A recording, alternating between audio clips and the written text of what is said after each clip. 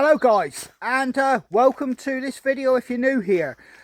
I'm actually out on a hike. It's quite an important one for me because it's my first proper long distance one, and I'll call it a long distance one, to put some miles back in my legs and get me ready for, late spring and summer when I'll be out hitting the footpaths and out on the open moors. I've also got my dog Bracken with me, and this is his first long walk. He's 8 months old. He's ready for it now. He wants to be out all the time. He is a husky after all. And yeah, I'm going to see how he performs. I've got food for myself and him. I'm not bringing water or fluids for him because I'll source that en route with rivers, streams. I have plenty of stop-offs for him. I don't have any concerns, particularly this time of year. So yeah, we're out on the trail, we're plodding through the lanes. I'm not hitting some of the footpaths at the moment because we've had torrential rain, and I know a lot of those will be absolutely flooded. He's raring to go. He's got bucket loads of energy, and I've got to get on that track pretty quick because, as you can see, he's digging for worms and any kind of thing he can find in the soil. And he's full of energy, probably more so than me. I've had a little bit of a slow, lazy start, a nice breakfast inside of me to get me going. He's just had his breakfast before we left, so hopefully that will take him through to dinner time. And yeah, I'm going to take you along. You can see how both of us manage this, and I'm going to take you out into some stunning North Cornish countryside. It's an absolutely beautiful day. The kids and the rest of my family are having a lazy one. They burnt themselves out yesterday in the garden, and the kids doing whatever kids do. And yeah, they're absolutely just having a chilled one till I get home. And then I've got to go and pick our car up, which is having mechanical work done to it. And then we'll be back on the road and normal service will resume for my family.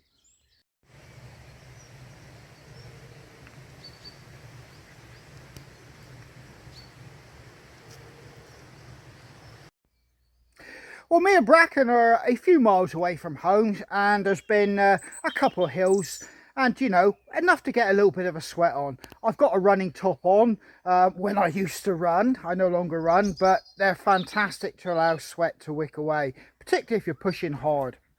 Bracken, as you can see, is eager to get on up that hill, but we've just come up that one behind us. And it might not look steep, but it rolls back over the gradient there and goes down quite steep to a river. So, we've pushed on up here, but it's what I've got coming into view here which always grabs me and lets me know where I'm heading. So when I come up here, you won't see it probably on film here, but right in front of me is Sharp Tor framed by the hedges. I'll zoom in for you guys, and you can just see that little triangle there in the distance in the haze of the early morning heat. And I am going to use the word heat because it is quite warm. If there was a wind, it possibly would be chilly, but it is absolutely perfect spring day here. But that's where I'm heading. But well, not exactly Sharp Tor, one of the tors near it. Every now and again you'll come across one of these pine trees here.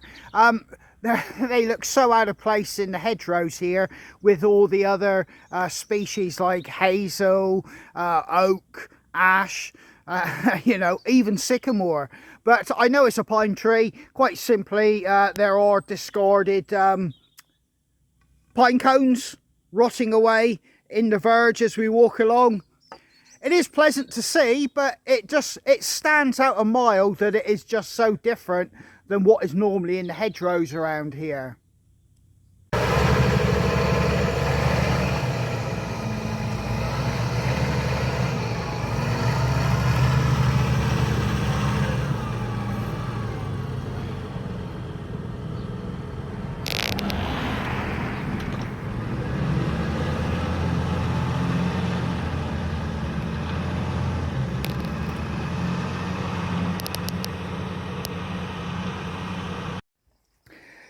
There's nothing that screams more, the onset of, spring, summer, and the possible impending harvest is actually witnessing tractors and the farmers out doing all their stuff like that.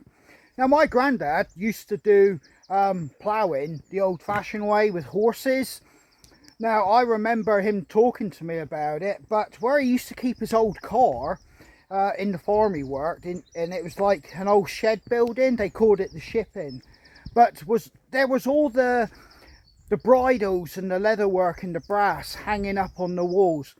And you know, when I think back now, it's quite sad, because it was probably put there on the last day the horses were used for any agricultural purpose, and then the tractor took over and those horses were no more needed and were not kept on the farm. Now you can see, and I can remember the tractors, the old David Browns my granddad drove, to what I've just seen there, and it's a world away. And I often wonder what he'd think when he, you know, would look at those tractors and the size of them and what they can do compared to what his did.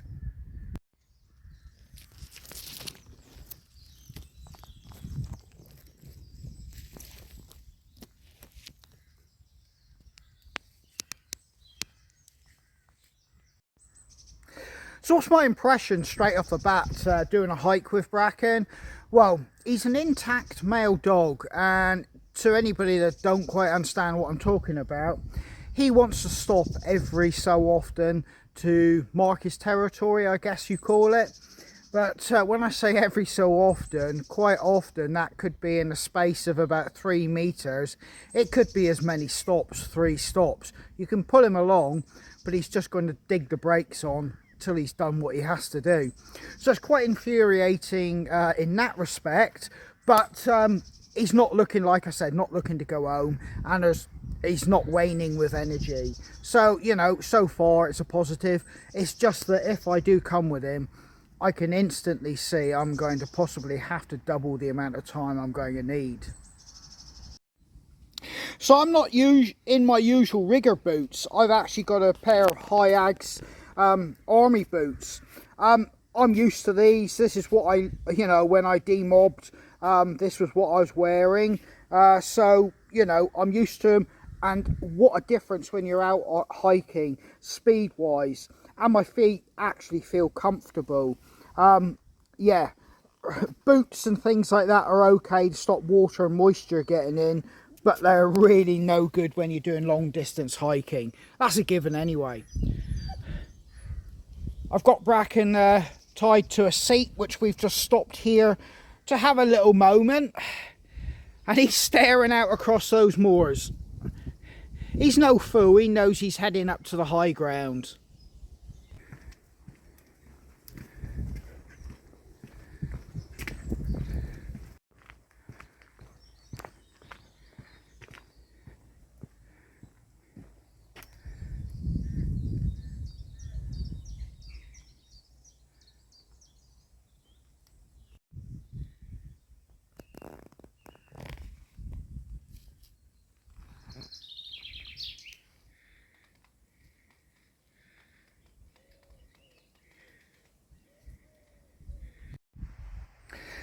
Well, we've actually got off the roads now and I'm on a green lane or a byway. I'm not quite sure what this one's actually marked as, but it's a welcome relief because, you know, with cars and on the lanes, they do tend to hurtle around these lanes, country lanes, and then when they see you, it's that case of like startled shock, and they have to hit the brakes rather quick. So, you know, it is a relief actually to be on these tracks where cars aren't. And it's very, very pleasant today. I would possibly be on the slopes and climbing by now. Like I said, he's holding me up for his own personal reasons, the dog. Perhaps that's just something like I'm going to have to learn to factor in with a hike with him.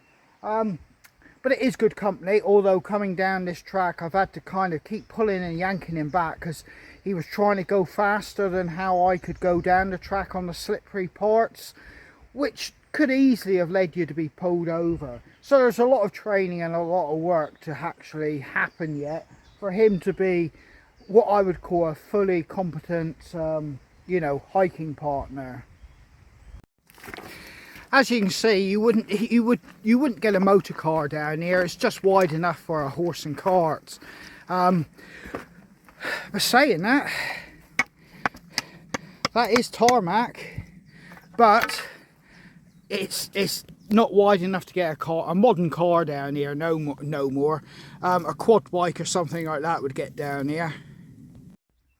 I've just placed my hiking stick down there, and that's 118 centimeters, so you can gauge how actual wide this track is.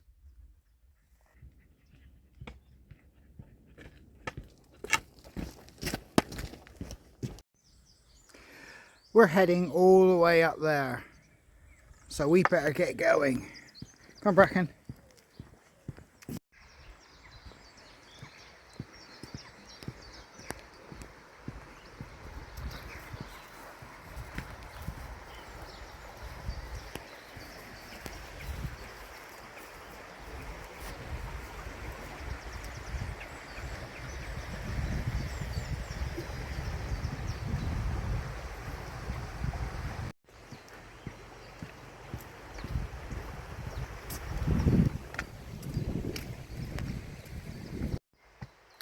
Right, we've made it to the bottom of the valley from my place, and we've had to go along on a few of the lanes, which means we've not come directly down. We've gone in a diagonal direction, if that makes any sense. And now we're down at the river, which you saw, and we're tracking along it in a woodland. It's on a path and it's absolutely stunning. It's beautiful in here.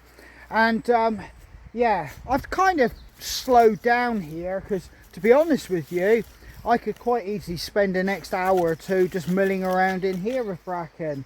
But I want to get to the Tor, get to Kilmar Tor and climb it.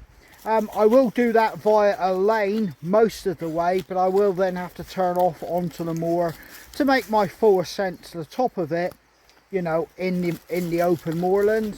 So there is a little spot I sometimes stop and have coffee down by the river, and I'm going to do that now, just to sort of like savour the moment and enjoy it here, and let Bracken have a drink from the river.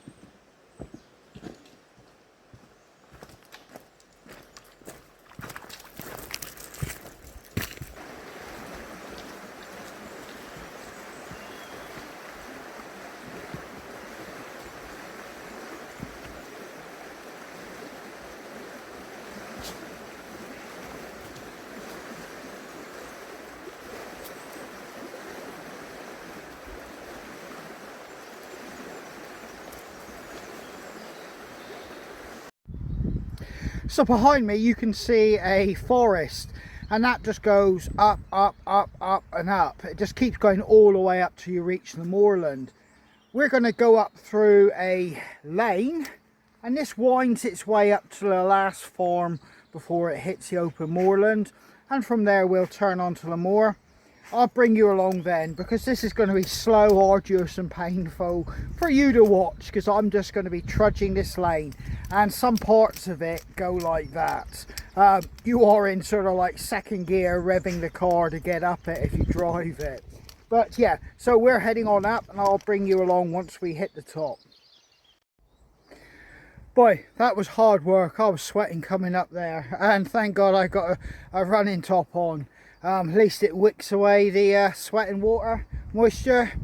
But we haven't got too far to go now.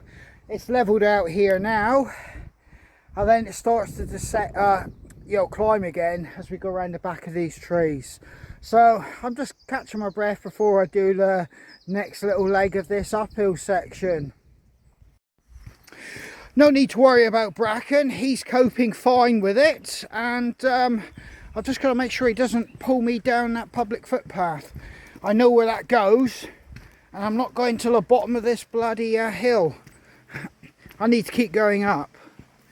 As you can see, it's skirting around the woodland, and yes, we've now hit the uphill part again. And this is where I need his assistance to pull me up.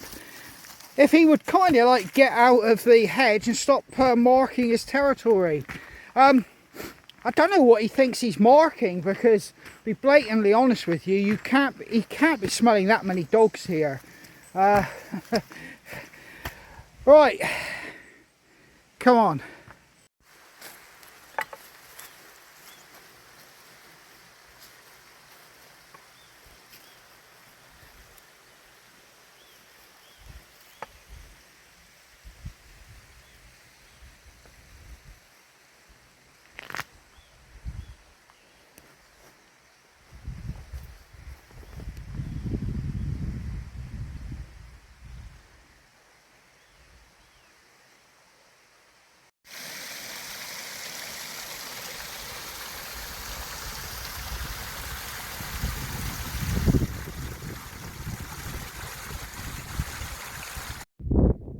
So me and Bracken have reached open moorland now, and we've got a tor behind us there, and Kilmore is directly in front of us, and I'll let you see that one.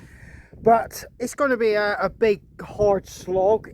We're going to go around the back of it, and the reason being, if you attack the front side of it, it can be quite steep and there is gullies between the rocks. Bracken will possibly struggle with that, and I don't feel like lifting him and carrying him. So if we go around the back, we'll come up onto the plateau, and we'll have a shallower attack at touching the trig point on top of Kilmore Tor. But I'll let you have a look. In any case, there is a bit of wind up here, but it is still warm, and like I've just said, I've had a fair ascent up that road to do, and yeah, I'm feeling knackered already. There is wind, but off into the distance you can see Kilmore. All the way along this part here is actually, you know, quite steep, and it's full of gullies and boulders, and yeah, it would be quite hard for Bracken to negotiate. So we're going to go up round there, if I haven't blurred it.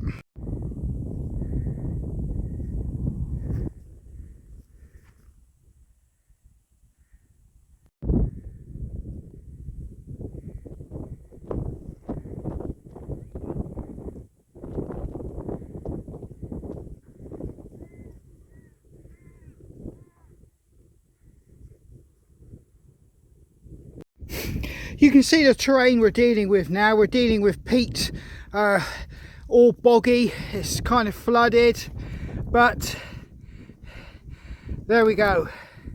That's where we're headed, up there.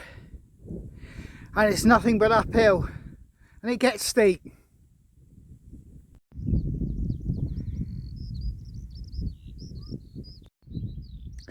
It's been quite hard actually getting through all the boggy bits. I'm zigzagging basically, which is making this a longer trek than ever.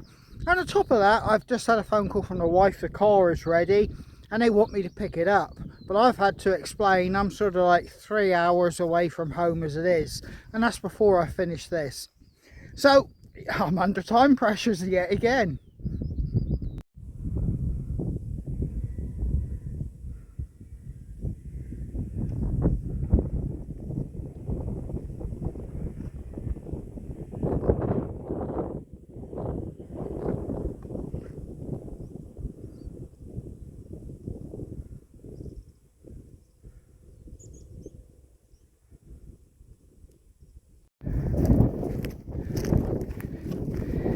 Come on Bracken, pick the path, pull me up. Actually, he's done a fair job actually of, I've got his lead around my belt, and it's actually doing what you'd expect a husky to do. actually helping me by pulling me up the hills. Absolutely spectacular up here. That's if Bracken doesn't pull me over. The trig point is somewhere up there. There's no way I can get up there with Bracken. It's getting too difficult. And I can't chain him off because, like I said, he would just break free and he'd be out here in the livestock and I'd never get him. And there's miles of it. There you go, looking right the way down on Cornwall and Devon there. Well, we're up on Kilmore, the ridge line anyway, so we're at the top of it, but not fully all the way over to the trig point. He's just pulling too far, and there are sheer drops here now, so, you know, I'm not taking no risks with him. I'll quickly show you. So there he is. And if you scrambled along all this ridge line, you would eventually come to the trig point, but it is a bit of a scramble. And down there, like I said, you start to get severe drops. I'm not prepared to take a risk with him up here, but stunning views. And we're going to get back down off this, out of the wind, and get something to eat. Well, me and Bracken are just walking down this little track beside a stone wall, and we've come across an unfortunate victim here, and something scurried off in amongst the gorse and went down through there. It looked quite big. I should imagine a fox is having pickings at this at the moment, and it was probably too good a meal to leave till dark, where it could have been dragged off by a badger or finished off by crows or birds of prey. So the fox was out in broad daylight pretty much helping himself, but he's probably watching us down through here for us to disappear, and he's going to come back. Obviously Bracken can smell it, but obviously I'm not letting him get anywhere near it.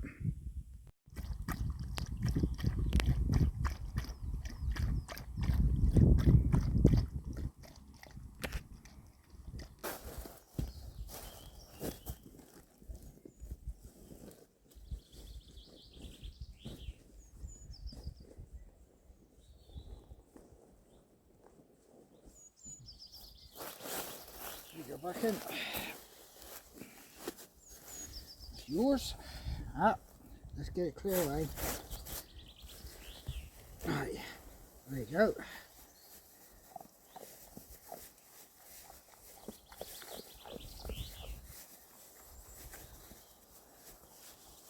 Come on, last little bit.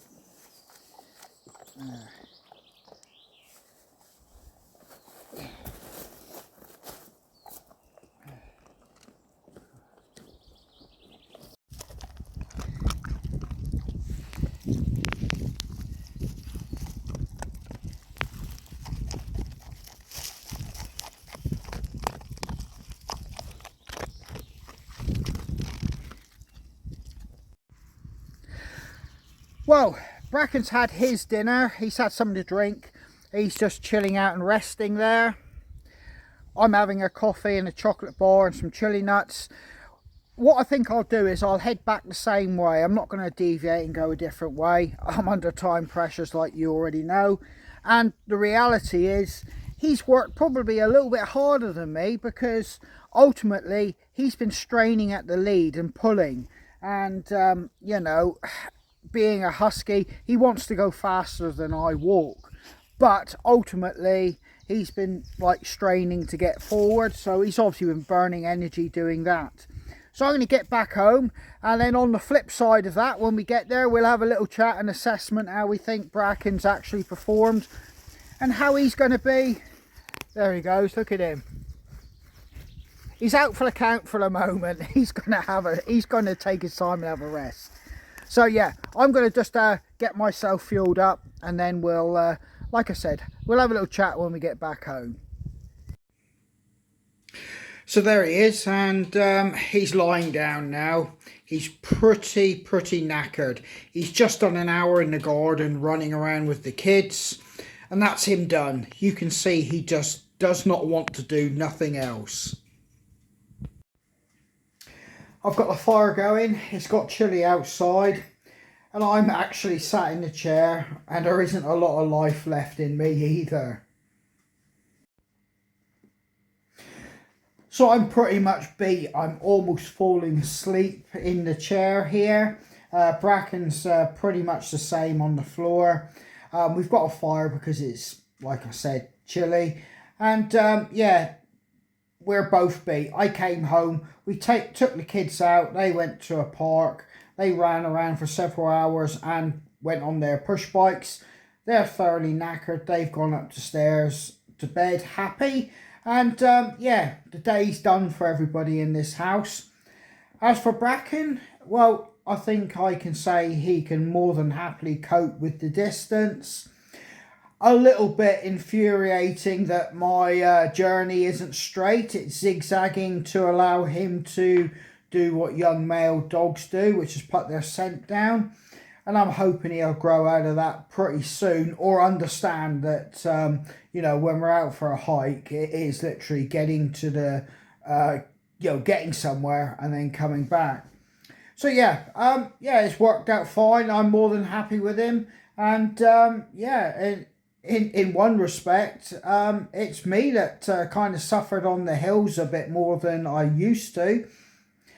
And I think I'll have to rectify that myself by, you know, perhaps losing a bit of weight. But ultimately, Bracken coped extremely well. So yeah, he will be coming out on a lot more expeditions with me this summer. And all that's left to say is take care, and I'll see you guys again. And this is Andy from Hidden Valley Footpaths. And I hope to catch you guys on the trail. Cheers.